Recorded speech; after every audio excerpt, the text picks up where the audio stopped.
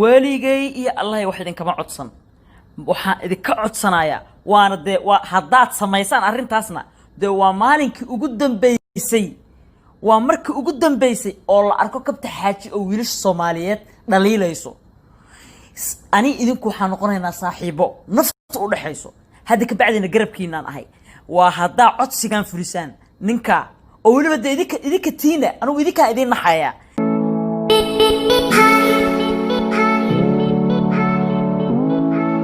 sanad ilaahay keena inuu macna yare duluf oo doqon oo magaciina sumcadiina baabi'iyo oo aad u qosashaan idinka dadnimo xumo idin tahay war ninka YouTube-ka channelka YouTube-ka uu ku leeyahay waa inaad dislike-na ku qabataan subscribe-kana kala laabataan zero geysan zero kow ka soo bilaabo at least ama wax kala qaban karnaa waa inuu zero ka soo bilaabo zero waa ninki hooyo dhashay ninki gabar la dhalatay ninki gabdho dhalay ninki xaas leh war ninki habaryar iyo eedo ay naagu u tahay geed kuma marka wiilasha Soomaaliyeed codsigayga codsigaas haddaad fulisaan oo rag iyo dumar kulligiin ninka inta daawato ee subscribe-ka u saartay ee like-ta u saartay haddaad dhulka dhigtaan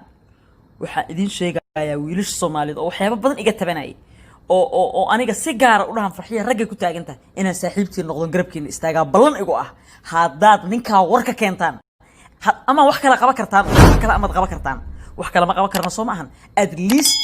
waa in kow ka soo bilaaba kow halkaas oo YouTube lacag ma gelin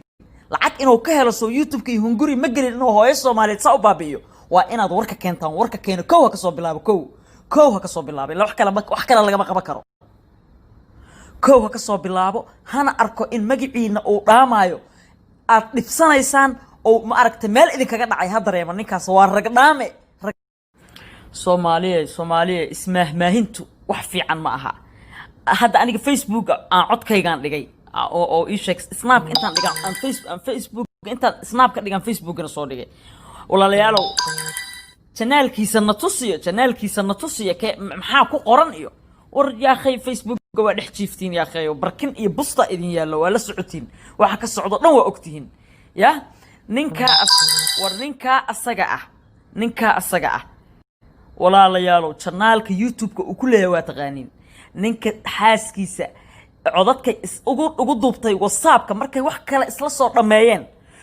oo isu soo baabi'iyeen asaga iyadaba aysan waxba isu reeban markii dambana asagu waliba aad gabadha u ataagay markii dambana la gaaray codadkii private-ka ah asaga iyo ayada ka dhaxeeyay maanta ugu dambeysay soo dhigay waa taqaaniina ku yaaca oo dhulka dhiga allah wax idin kama codsan waxaan idinka codsanayaa waana haddaad samaysaan arrintaasna waa maalinkii ugu dambeysay waa markii ugu dambeysay oo la arko kabta xaaji oo wiilasha Soomaaliyeed dhaliilayso ani idinku waxaan noqonaynaa saaxiibo nafta u dhaxayso hadda ka bacdina garabkiinaan ahay waa haddaa codsigan fulisaan ninka oo waliba idinka tiina anigu idinka idin naxaya sanad ilaahay keena inuu macna yare duluf oo doqon oo magaciina sumcadiina baabi'iyo oo aad u qosashaan idinka dadnimo xumo idin tahay war ninka YouTube-ka channelka YouTube-ka uu ku leeyahay waa inaad dislike-na ku qabataan subscribe-kana kala laabataan zero geysan zero kow ka soo bilaabo at least ama wax kala qaban karnaa waa inuu zero ka soo bilaabo zero